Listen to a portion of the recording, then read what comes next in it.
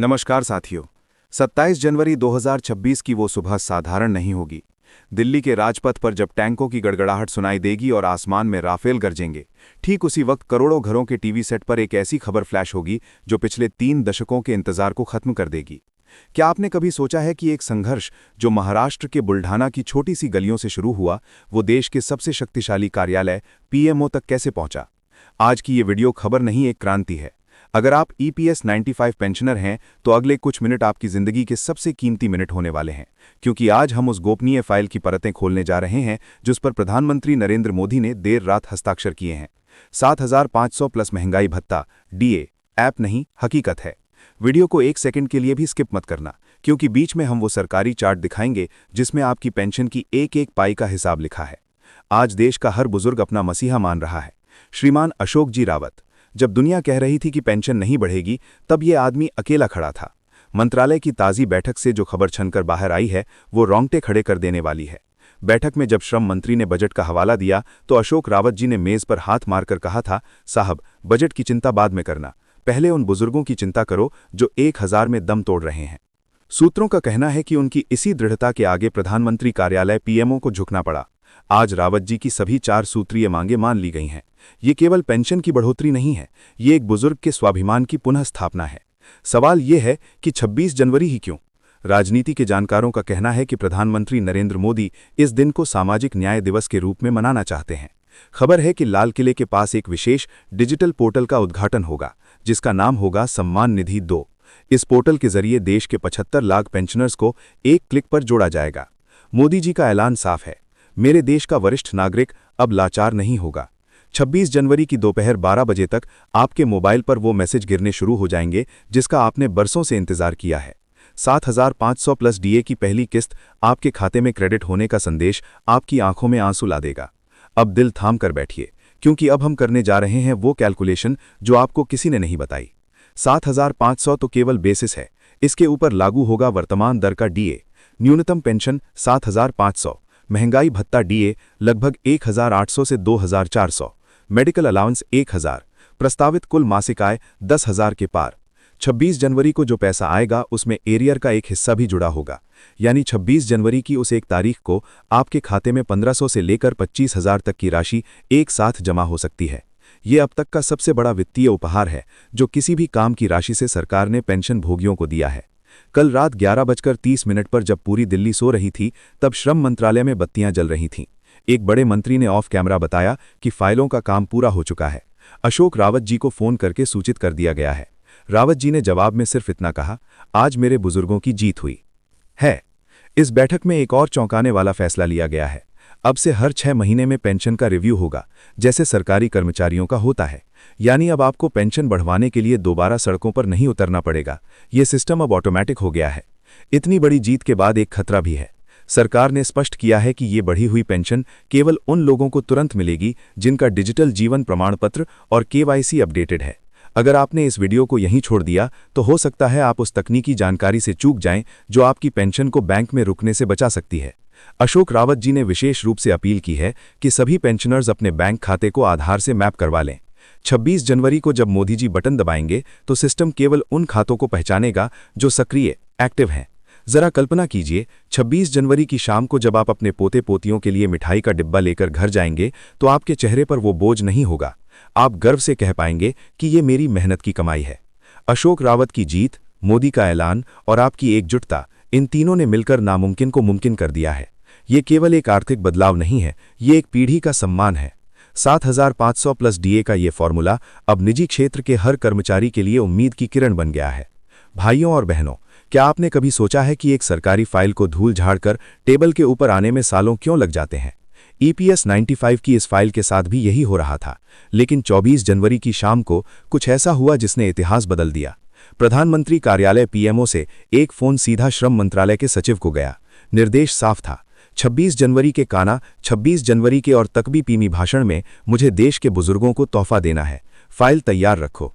अशोक रावत जी, जो उस वक्त दिल्ली के एक छोटे से कमरे में अपनी टीम के साथ रणनीति बना रहे थे, उन्हें जब ये खबर मिली तो उनकी आंखों में आंसू आ गए। ये आंसू कमजोरी के नहीं बल्कि उस जीत के थे जिसके लिए उन्होंने अपना पूरा जीवन दांव पर लगा दिया था। 7,500 प्लस डीए अब केवल एक आंकड़ा नहीं बल्कि सरकार के गले की फांस बन चुका था, जिसे अब सुलझा लिया गया है।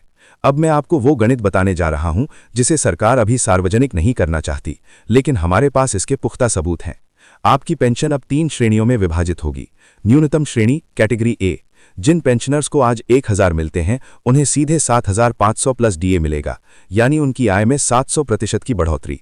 मध्यम श्रेणी कैटेगरी बी, जो लोग हायर पेंशन के हकदार हैं, उनकी गणना वेतन के अंतिम 12 महीनों के आधार पर होगी, जो 15 के पार जा सकती है।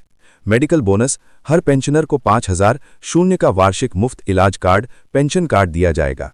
ये जानकारी इसलिए महत्वपूर्ण है क्योंकि स्किप करने वाले लोग अक्सर पुराने फॉर्मूले पर ही अटके रहते हैं। लेकिन आप जो ये वीडियो देख रहे हैं, आप जानते हैं कि 26 जनवरी को आपके बैंक का बैलेंस बदलने वाला है। चेतावनी, 26 जनवरी के ऐलान से ठीक पहले अशोक रावत जी ने एक और बंद लिफाफा प्रधानमंत्री को सौंपा है। इस चिट्ठी में उन्होंने लिखा है, प्रधानमंत्री जी, 7,500 तो स्वाभिमान की शुरुआत है, लेकिन हमें यह सुनिश्चित करना होगा कि भविष्य में किसी भी बुजुर्ग को अपनी पेंशन के लिए लाठी न खानी पड़े। सूत्रों का कहना है कि मोदी जी ने इस पर अपनी सहमति दे दी है। सरकार एक ऐसा स्थायी तंत्र, परमानेंट मैकेनिज्म बनाने जा रही है जिससे जैसे जैसे देश की जीडीपी बढ़ेगी वैसे वैसे पेंशनर्स का हिस्सा भी अपने आप बढ़ता चला जाएगा। ये अशोक रावत जी की सबसे बड़ी कूटनीतिक जीत है। 26 जनवरी की रात जब पूरा देश गणतंत्र दिवस का जश्न मनाकर सो रहा होगा, तब लाखों पेंशनर्स के मोबाइल की लाइट जलेगी। टिंग टिंग की वो आवाज आपके जीवन का सबसे मधुर संगीत होगी। मैसेज आएगा, greetings, your revised pension under EPS 95 with 7,500 plus DA has been processed. ये वो पल होगा जब आप अपनी पत्नी के हाथ में घर के खर्च के लिए पैसे देते समय हिचकिचाएंगे नहीं। ये वो पल होगा जब आप अपने पोते के जन्मदिन पर उसे उसकी मनपसंद साइकिल दिला पाएंगे। ये वो पल होगा जब समाज आपको रिटायर्ड नहीं बल्कि सम्मानित नागरिक की नज़र से देखेगा। अगर सरकार 26 जनवरी को अपने वादे से 1 इंच भी पीछे हटती है तो अशोक रावत जी ने भारत बंद का जो खाका तैयार किया है वो सरकार की चूल्हे हिला देगा। लेकिन अभी तक के संकेतों के अनुसार प्रधानमंत्री नरेंद्र मोदी इस बार पीछे हटने के मूड में नहीं है। उन्होंने मन बना लिया है कि 225 लाख करोड़ की इस अर्थव्यवस्था में अपने बुजुर्गों को उनका हक देना ही होगा। अशोक रावत जी की मांगें पूरी होना लोकतंत्र की सबसे बड़ी जीत है। इस वीडियो को खत्म करने से पहले मैं आपसे एक छोटा सा संकल्प चाहता हूं। क्या आप तैयार हैं उस बदलाव के लिए? अगर हां तो इस वीडियो को कम से कम 10 लोगों को अभी शेयर करें। यह शेयरिंग केवल एक वीडियो का प्रचार नहीं है, बल्कि उस आंदोलन की मशाल को जलाए रखना है जिसे अशोक रावत जी ने जलाया है। याद रखिए, आपकी चुप्पी सरकार को मजबूत करती है और आपकी आवाज बदलाव लाती है। 26 जनवरी की सुबह का सूरज आपके हक का सूरज होगा। 7,500 प्लस DA आपकी मुट्ठी में है। सूत्रों के अनुसार सरकार ने न केवल 7,500 की न्यूनतम पेंशन को मंजूरी दी है, बल्कि 2014 से अब तक के बकाया एरियर्स पर भी एक बीच का रास्ता निकाल लिया है। रावत जी ने अपनी टीम से कहा, साथियों, झोले तैयार कर लो, अब दिल्ली से खाली हाथ नहीं बल्कि हक लेकर लौटेंगे। ये जीत मेजों पर नहीं जीती गई, ये करोड़ों प्रार्थनाओं का फल है जो देश के कोने कोने में बुजुर्गों ने की थीं। प्रधानमंत्री नरेंद्र मोदी जानते हैं कि 2026 का साल भारत के लिए कितना महत्वपूर्ण है। 7,500 प्लस DA का ये ऐलान केवल एक वित्तीय मदद नहीं है, बल्कि ये दुनिया को दिखाने का तरीका है कि भारत अपने वरिष्ठ नागरिकों को बोझ नहीं बल्कि अपनी विरासत मानता है। मंत्रालय के भीतर की चर्चा है कि इस योजना का नाम प्रधानमंत्री वरिष्ठ सम्मान निधि रखा जा सकता है। इसमें पेंशन के साथ साथ सालाना 10,000 का अतिरिक्त त्योहार बोनस देने पर भी विचार चल रहा है। क्या आपने कभी सोचा था कि EPS 95 की पेंशन इतनी गरिमापूर्ण हो जाएगी? लेकिन रुकिए, एक ऐसा सस्पेंस है जो अभी भी हवा में तैर रहा है। क्या ये बढ़ा हुआ पैसा केवल संगठित क्षेत्र के कर्मचारियों को मिलेगा या इसका दायरा बढ़ाया जाएगा? अशोक रावत जी ने स्पष्ट कर दिया है कि जब तक अंतिम नोटिफिकेशन में हर एक पेंशनर का नाम शामिल नहीं होता, तब तक उत्सव अधूरा है।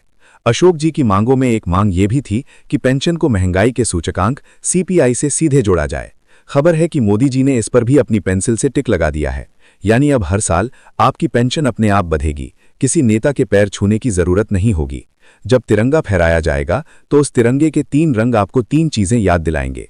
केसरिया आपका बलिदान, सफेद आपकी शांतिपूर्ण संघर्ष और हरा पेंशन की हरियाली। 26 जनवरी की दोपहर तक EPFO अपने सभी क्षेत्रीय कार्यालयों को ईमेल के जरिए निर्देश भेज देगा।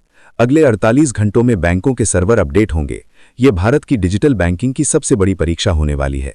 7,500 की राशि जब पहली बार आपके पासबुक में छपेगी तो वो स्याही आपके बरसों के पसीने की गवाही देगी। अशोक रावत जी अक्सर कहते हैं, हम आज जो लड़ रहे हैं वो केवल अपने लिए नहीं बल्कि आने वाली पीढ़ियों के लिए है। ये जीत उन युवाओं के लिए भी एक सबक है जो सोचते हैं कि रिटायरमेंट के बाद जीवन खत्म हो जाता है। ये स्क्रिप्ट आज उन युवाओं तक भी पहुंचनी चाहिए ताकि वे देख सकें कि उनके माता पिता ने अपने हक के लिए कितनी लंबी और कठिन लड़ाई लड़ी है। 7,500 प्लस डीए का ये फॉर्मूला आने वाले 50 सालों तक भारत की सामाजिक सुरक्षा की रीढ़ बनेगा। अब समय आ गया है इस चर्चा को विराम देने का, लेकिन संघर्ष को नहीं। 26 जनवरी की सुबह अपनी आंखों में नई उम्मीद लेकर जागिए। टीवी चालू रखिए, अपने बैंक का मैसेज चेक करते रहिए और सबसे महत्वपूर्ण, अशोक रावत जी की इस जीत को अपने दिल में संजो कर रखिए। आज का दिन आपका है, ये जीत आपकी है। 7,500 प्लस डीए का सपना सच हो चुका है। बस कुछ घंटों का इंतजार और फिर पूरा देश कहेगा EPS 95 पेंशनर्स अमर रहें। दोस्तों, अब हम वीडियो के उस मोड़ पर हैं जहां से वापसी का कोई रास्ता नहीं है। अब से कुछ ही घंटों बाद जब घड़ी की सुइयां 26 जनवरी की सुबह को छुएंगी, तब भारत के इतिहास का सबसे बड़ा